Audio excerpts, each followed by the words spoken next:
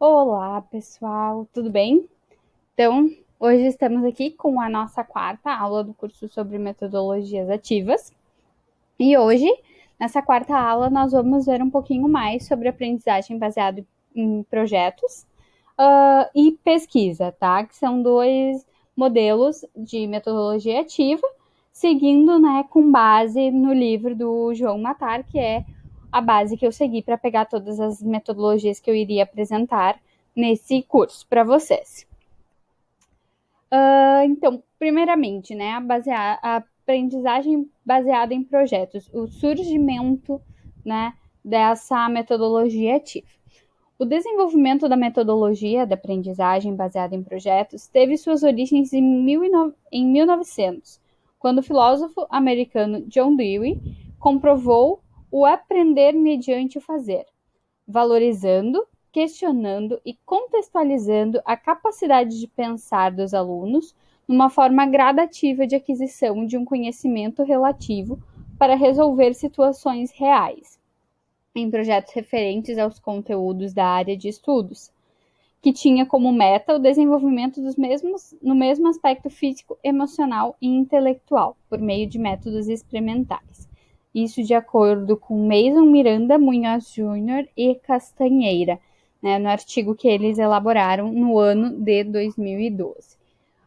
Então, pessoal, a base da aprendizagem baseada em projetos surgiu com John Dewey, né, lá em 1900, quando ele apresentou ali a questão do aprender mediante o fazer, né? Que o aluno ele aprende fazendo, né? Não necessariamente só ouvindo, só fazendo atividades, mas ele aprende fazendo em si, indo atrás, procurando, pesquisando, onde ele é o ser ativo da aprendizagem do conhecimento, como a gente já vem vendo nas outras metodologias ativas também.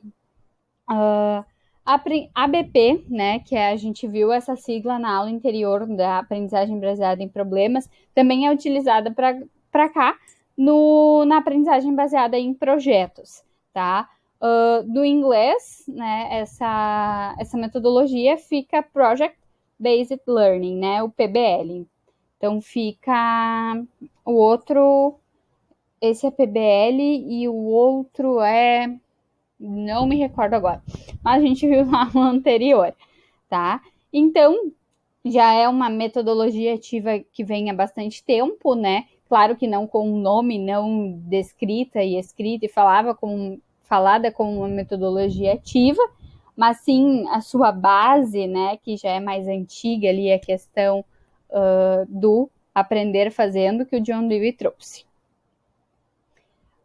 O que é aprendizagem baseada em problemas? Perdão, o que é aprendizagem baseada em projetos?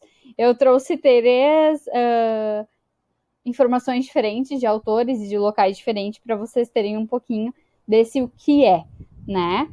Então, é uma metodologia de aprendizagem em que os alunos se envolvem com tarefas e desafios para resolver um problema ou desenvolver um projeto que também tenha ligação com a sua vida fora de sala de aula. Né? Isso de acordo com o Moran. De acordo com o Buck Institute for Education, a aprendizagem baseada em projetos é um método de ensino pelo qual os alunos adquirem conhecimentos e habilidades, trabalhando por um longo período de tempo para investigar e responder a uma questão, um problema ou um desafio autêntico, envolvente e complexo. É uma abordagem sistêmica que envolve os alunos na aquisição de conhecimentos e competências por meio de um processo de investigação de questões complexas, tarefas autênticas e produtos cuidadosamente planejados, com vista a uma aprendizagem eficiente e eficaz. Então, vocês podem ver que é um pouco parecida com a aprendizagem baseada em problemas, né? Porque a aprendizagem em projetos traz um problema também, mas ela é trabalhada num prazo maior, né? A aprendizagem baseada em problemas, a problematização, vocês vão ter ali em uma aula, duas aulas. A aprendizagem baseada em projetos, Vocês podem fazer projetos que durem 1, 2 semanas, né? Dependendo, eu vou apresentar mais para frente, que pode durar até 6 meses, 1 ano esse projeto. Então engloba várias coisas. E tem nos projetos tem uma busca assim de elaboração de algo um pouco maior. Não é necessariamente só resolver aquele problema, né, de forma falada. Tu vai agir, tu vai fazer um projeto, tu vai elaborar algo mais para de fato resolver aquele problema, né? Não só falar como a gente faz na aprendizagem baseada em problemas e na problematização, onde tu fala, né, tu explica, tu resolve de certa forma, né, como na problematização, mas não necessariamente tu vai pôr tanto em prática, né? Nesse não, tu coloca a mão na massa, tu faz, tu arranja, tu te envolve. Então é bem minucioso, né? É bastante coisa que são feitas na aprendizagem baseada em projetos. Informações relevantes. Aqui eu trouxe algumas informações relevantes que eu encontrei, né, nas minhas pesquisas, que eu acho importante trazer para vocês, que não necessariamente tem alguma coisa específica, tipo, não é um tipo, não é um meio, não é nada disso. É informações que eu achei relevante de trazer para vocês. De acordo com o Moran, né, por meio de projetos são trabalhadas também suas habilidades de pensamento crítico e criativo e a percepção de que existem várias maneiras de se realizar uma tarefa, competências tidas como necessárias para o século XXI. Então, os alunos eles vão trabalhar suas habilidades, eles vão trabalhar em grupo. Eu sou boa nisso, eu sou boa naquilo. Cada um vai fazendo algo que vai ajudar nas suas habilidades, né? Que vai estimular essas habilidades. E também todo esse trabalho ele vai ajudar na vida real, né? No dia a dia dessa criança, desse adulto, né? Depois que ele sai da sala de aula. De acordo com o Moran também, essa abordagem adota o princípio da aprendizagem colaborativa, baseada no trabalho coletivo. Visto isso, o ideal é a realização em grupo, mas é possível a realização de forma individual. A aprendizagem baseada em projetos, ela é muito mais colaborativa, onde cada um, né, vai com a sua habilidade, com o seu dom, de certa forma, trazer a sua contribuição. Então, é em grupo de forma colaborativa, onde todos vão colaborar para um final, né, para um produto, para um projeto, né, para um projeto de fato aplicado. Mas ainda é possível fazer essa metodologia ativa de forma individual. Os projetos de aprendizagem também prevêem paradas para reflexão, feedback, autoavaliação e avaliação por pares, discussão com outros grupos e atividades para melhoria de ideias. Então, o que acontece? Como são projetos muitas vezes longos, no meio do caminho desses projetos, tem esses itens, né, essas paradas, onde os alunos eles vão refletir, eles vão receber um feedback, vão se dar um feedback, vão se autoavaliar, vão avaliar os colegas para dizer o que pode melhorar, né? Como é um projeto a longo prazo, eles vão conversando e vendo isso, tendo essas paradas para ver o que eles podem mudar, o que eles podem melhorar, o que eles podem continuar igual. Então isso é bem importante, assim, porque é algo que demanda tempo. Não é um projeto de 1, 2 dias. Então é muito importante essas paradas para te não começar numa linha e ir até o final dela de forma equivocada, né? De forma errônea, sem ter certeza de se tá certo, se não tá certo, ou do que fazer. E, né, outra coisa, uns ajudam aos outros, né? Aqui entra novamente a colaboração e não só do teu grupo, porque daí tu vai ter retorno de outros grupos. Então, esse é um item bem importante. Aprendizagem baseada em projetos, modelos de implementação.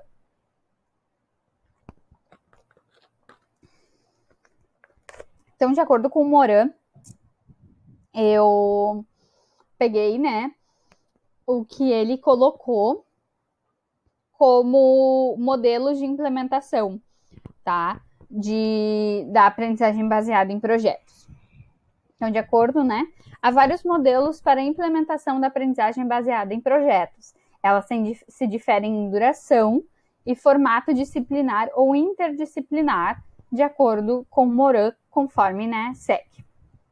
Primeiro é exercício-projeto, o primeiro modelo, né?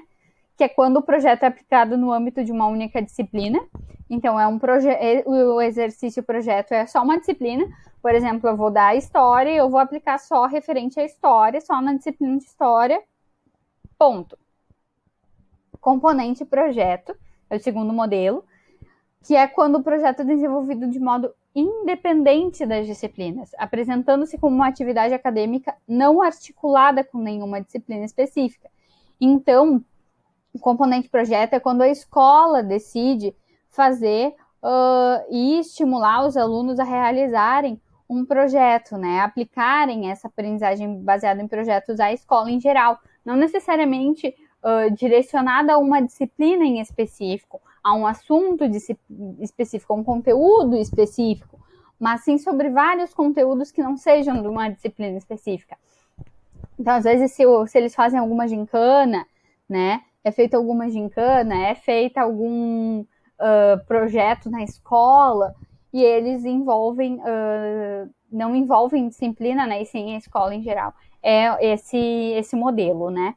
O terceiro modelo é a abordagem projeto, que é quando o projeto se apresenta como uma atividade interdisciplinar, ou seja, com elo entre duas ou mais disciplinas. Então, interdisciplinar, o que é? Interdisciplinar é quando tu mistura mais de uma disciplina e essas duas, três disciplinas, né? Elas se ajudam, elas trabalham juntas, né? Por exemplo, eu estou trabalhando, né, em história sobre a Segunda Guerra Mundial, né? Em história, ok, beleza. Daí vai lá a professora de português e ela também vai trabalhar sobre a Segunda Guerra Mundial, né? O mesmo trabalho, a gente vai fazer um trabalho só e vai valer para as duas disciplinas, porque eles vão estar se complementando, vão estar junto. Então é isso. Quando duas disciplinas se juntam e aplicam juntas a aprendizagem baseada em projeto, é a abordagem projeto, né?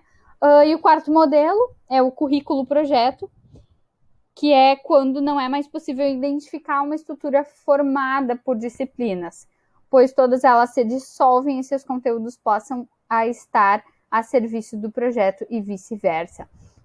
Nesse caso, é quando todas as disciplinas elas estão trabalhando juntas de uma forma que tu nem sente mais exatamente o que tu tá fazendo para qual, né? O que vale é o projeto, né?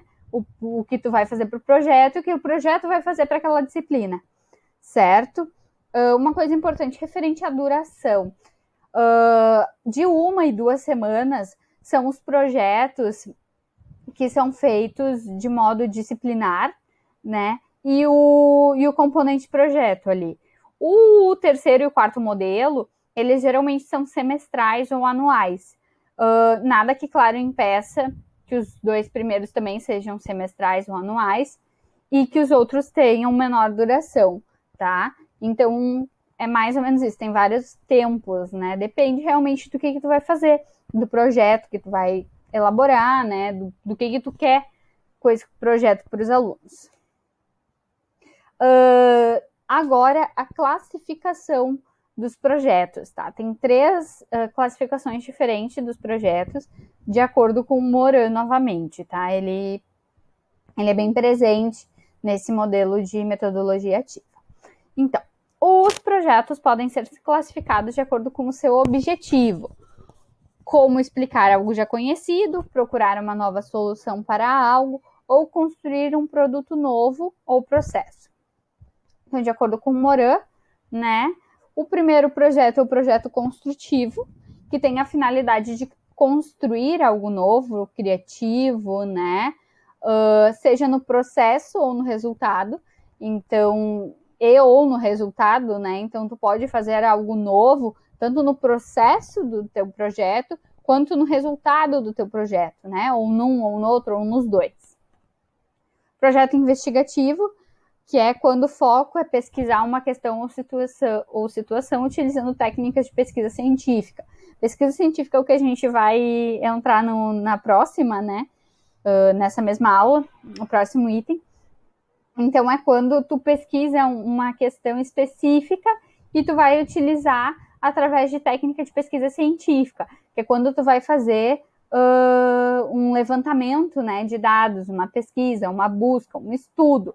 E também tem N tipos, né, que eu vou mostrar um pouquinho para vocês mais para o final. E o projeto explicativo, que é quando procura responder questões do tipo, né? Como funciona, para que serve, como foi construído. Esse tipo de projeto, então, ele busca explicar, ilustrar, revelar os princípios científicos do fundamento de objeto, né? Mecanismos ou sistema, por exemplo. Então, nesse, tu vai explicar, né? Tu vai pegar, por exemplo, uma TV. Eu vou fazer um projeto em cima de uma TV. E eu vou explicar, né? Como é que a TV funciona, para que a TV serve, como é que a TV foi construída. E através disso, de forma, né, técnica, mas explicativa, eu vou trazer tudo isso, né, à tona. Aprendizagem, né, baseada em projetos, atividades para desenvolver. Então, o Moran, ele traz diversas atividades para trazer, né, durante a aplicação dessa metodologia ativa, né? E eu vou apresentar ela agora para vocês, tá? Atividades para motivação e contextualização. Os alunos precisam querer fazer o projeto, se envolver emocionalmente, achar que dão conta do recado e se esforçarem. Então, o que acontece? Os alunos, eles precisam de motivação para ter vontade, né? Ter interesse, ter ânimo, ter envolvimento no projeto. Então, tem que ser algo interessante. E eles precisam de contextualização. Então, eles precisam entender um pouco mais o que é aquilo, como é que é aquilo. Eles precisam ter uma explanação também do professor sobre aquele assunto, né? Não é simplesmente assim jogar. Atividades de brainstorm, né? Brainstorm é nada mais do que uma conversação, uma troca de ideias, onde vão surgindo ideias, cada um fala o que pensa e tal. Então, né, é um espaço, essa conversação, né, um espaço para a criatividade, para dar ideias, ouvir os outros, escolher o que e como vão produzir, saber argumentar e convencer. Então, é aquilo que a gente já tinha falado um pouquinho antes, que é as pausas, né, as pausas para fazer essas reflexões, né, para ter um espaço para criatividade, para ideias, para ouvir o outros, para saber o que melhorar, o que permanecer igual. Então, seria isso. Atividades de organização, né, que é a divisão de tarefas, as responsabilidades, escolhas de recursos que serão utilizados na produção e nos registros e elaboração de um planejamento. Sempre que a gente vai fazer um projeto, sempre que a gente vai fazer alguma atividade que demanda mais tempo, que é algo que é mais longo, um projeto que é longo, né, tem um período mais extenso, é necessário muita organização, né? Para tudo que a gente vai fazer é necessário, mas nesse caso mais ainda, porque a gente precisa fazer essa divisão de tarefas, né? Dividir para ver o que quem vai fazer, delimitar responsabilidades, né? Escolher os recursos que vão ser utilizados. Eu vou utilizar o computador, eu vou utilizar a câmera, eu vou gravar um vídeo, né? Eu vou precisar de um telão, essas coisas. Atividades de reflexão e registro, né? Que também entra um pouco ali com brainstorming, que é onde ocorre a autoavaliação, onde o aluno se avalia, né? A avaliação dos colegas, a avaliação por pares, que já é uma outra metodologia ativa que a gente viu, né? Reflexão sobre a qualidade dos produtos e processos, identificação de necessidade de mudança de rota, que nada mais é do que, né, entre esses dois, e o brainstorming é uma consequência também ali da conversa, né? Atividade de melhorias de ideias, pesquisa, ideias de outros grupos, incorporação de boas ideias e práticas, que também se vincula, né? Atividade de produção, que é a aplicação do que eles estão aprendendo para gerar produtos, né, para gerar algo físico ou alguma ação aplicada. Atividades de apresentação e ou publicação do que for gerado, né, com celebração e avaliação final. Né? Todas essas atividades elas foram apresentadas por Moran também. Por que utilizar a aprendizagem baseada em projetos? De acordo com o Buck Institute for Education, os projetos que se apresentam como efetivos possuem os seguintes atributos. Então, tem os seguintes pontos fortes, né? Reconhecem o impulso para aprender intrínseco dos alunos, envolvem os alunos nos conceitos e princípios centrais de uma disciplina, destacam questões provocativas, né, que provocativas provocam, incentivam, motivam, requerem a utilização de ferramentas e habilidades essenciais, incluindo, né, tecnologia para aprendizagem, autogestão, gestão do projeto, especificam produtos que resolvem problemas, incluem múltiplos produtos que permitem feedback, utilizam avaliações baseadas em desempenho e estimulam alguma forma de cooperação, né? Tudo itens muito importantes e muito bons para os alunos, né? Que precisam muito disso para a vida. Antes de iniciar a pesquisa, eu quero compartilhar com vocês. Dentro do livro do João Matar, tem um exemplo de uma escola de São Paulo que aplicou um projeto, né, na aprendizagem baseada em projetos, onde eles pegaram imagens do Google, né, do Google Maps, né, antes do acidente que ocorreu lá em Mariana, né, da barragem. E eles pegaram essa imagem da escola e eles eles pegaram duas igrejas, que eram as igrejas gêmeas que tinha lá em Mariana, pegaram essas imagens anteriores dela e fizeram um projeto em cima disso, onde o produto final foi que eles reproduziram essas duas igrejas, a imagem, né, no Minecraft. A próxima aula vai ser, né, sobre gamificação. E então eles vincularam a aprendizagem baseada em projetos junto com a gamificação, onde os alunos elaboraram no Minecraft, reproduziram essas igrejas, entendeu? Se eu não me engano, foram alunos do sexto ano, entendeu? É o início do ensino fundamental 2. E ficou assim, ficou show, ficou muito demais. Dentro do livro tem a imagem, eu tô com o livro aqui perto para mostrar, mas ficou muito bom. É bem legal, sabe, ver que os alunos se empenharam, fizeram, né, reestruturaram, e eles aprenderam, porque tiveram que pesquisar sobre o que aconteceu em Mariana, né? Eles tiveram que ir atrás disso, eles tiveram que ver, que ler, que estudar, compreender mais. Então, integrou várias disciplinas e mais de uma metodologia ativa. E isso é muito bom para os alunos, né? Estimula muito a criatividade deles. E não só a criatividade, mas dá mais vontade de tu aprender ou tu fazer algo quando é algo que está mais dentro do que tu está acostumado, né? Então, achei muito legal. Na próxima aula eu vou tentar lembrar de trazer para vocês o livro para eu mostrar para vocês um pouquinho. Agora, partindo para a próxima, tá? Que é a pesquisa. O surgimento dela, não consegui, gente, achar nada referente, assim, a uma data, a um período, a algo específico de quando surgiu a pesquisa. Então, aqui eu trago diretamente informações relevantes sobre a pesquisa. Então, a pesquisa se caracteriza, né, informações relevantes também explicando um pouquinho o que é. Então, a pesquisa se caracteriza como a produção de trabalhos para disciplinas, iniciação científica, ou mesmo a elaboração de um trabalho de conclusão de curso. Então, são trabalhos mais regrados, né? Mais específicos de se realizar. Não é um trabalhinho de PowerPoint, né, de escrito. Não, uma pesquisa, ela demanda um estudo, ela demanda uma certa sequência, né?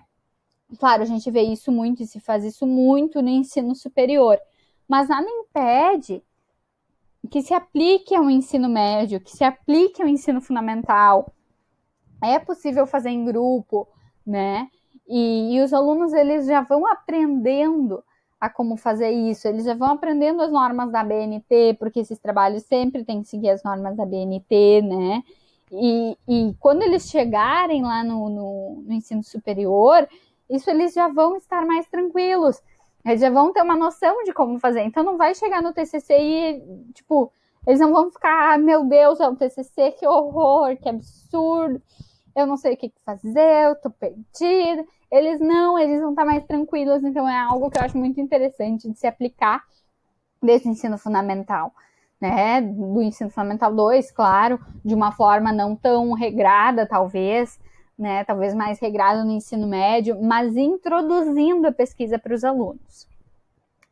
A pesquisa acadêmica ou científica é um tipo de atividade comum também na educação básica, né? Merece tratamento diferenciado, como um tipo específico de metodologia ativa, pelo movimento de deslocamento cognitivo que provoca no aluno, transformado de audiência passiva em buscador, organizador e disseminador de conhecimentos, com todos os resultados de aprendizagem daí derivados. Então, por que é considerado uma metodologia ativa? Porque o aluno, ele não fica passivo, né?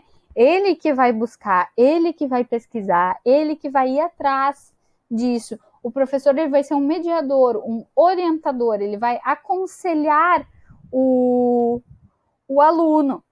Então, o professor, ele não vai necessariamente, não é algo tradicional, né? Entra daí uma metodologia ativa, por isso que ela é considerada uma metodologia ativa. Etapas da pesquisa, tá? Eu vou só um adendo aqui para vocês. Eu não vou entrar a fundo em tudo, né? Que nem nos tipos de pesquisa. Porque daí a gente faz outro curso só sobre isso. Só sobre isso, porque é muita coisa mesmo, né? Que daí a gente poderia fazer um curso sobre metodologia científica, né? Sobre pesquisa científica, onde eu poderia apresentar muitas coisas para vocês. Então eu trago aqui as etapas, né? Para pesquisa, porque eu acho importante e muito relevante, mas ali nos tipos eu só vou apresentar, não vou entrar em cada um deles para explicar.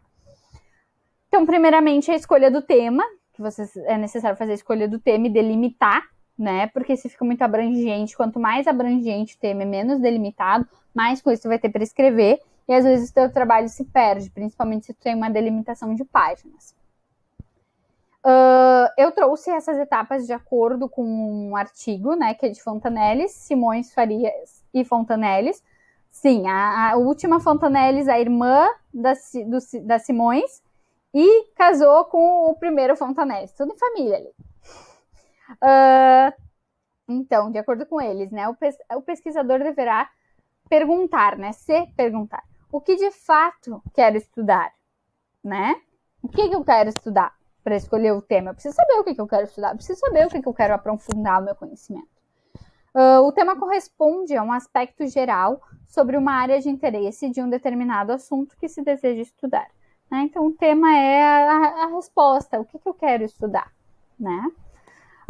Daí, posteriormente, a escolha do tema, eu vou formular um problema, que é a questão da pesquisa. É sempre uma pergunta ao problema, tá? É a pergunta o que eu quero responder ao longo do meu trabalho. Todos os procedimentos propostos para a realização da pesquisa deverão ser planejados no sentido de solucionar ou esclarecer o problema proposto. A ordem correta de raciocínio é: qual é a questão que necessita de investigação ou de solução?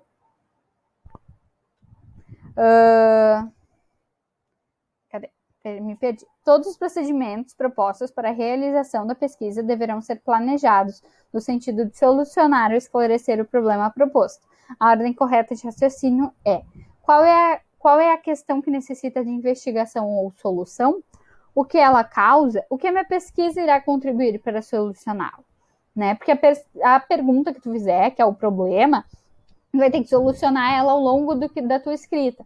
Então, é sempre importante pensar nesses itens. A terceira etapa daí é a revisão de literatura, que é a pesquisa bibliográfica, que é onde vocês vão buscar através de outras escritas, outros livros, outros artigos, um embasamento teórico, né? E, de acordo com os autores, né, através da revisão ampla da literatura, que o pesquisador passará a conhecer a respeito de quem escreveu, o que já foi publicado, quais aspectos foram abordados e as dúvidas sobre o tema ou sobre a questão da pesquisa de propósito. Então, o que acontece? Nesse item, tu também vai ver se já não tem autores que responderam o que tu está respondendo, né? Que já não fizeram exatamente o que tu estás fazendo, para daí talvez tu mudar o teu problema, mudar o teu tema, né?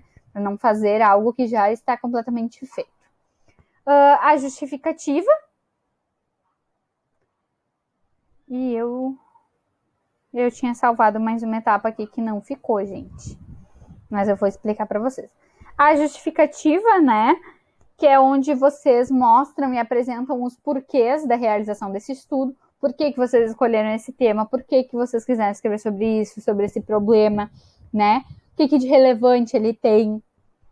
E depois, daí tem a determinação dos objetivos, né? Que é onde vocês escolhem, geralmente é um objetivo geral e 2, 3, 4 objetivos específicos, sendo o objetivo geral o principal e os específicos dentro deste, né? Que, de acordo com os autores, essa parte mostra qual ou quais são as intenções do pesquisador em relação ao tema proposto. Tradicionalmente, os projetos de pesquisa contemplam 2 tipos de objetivo, o geral e os específicos.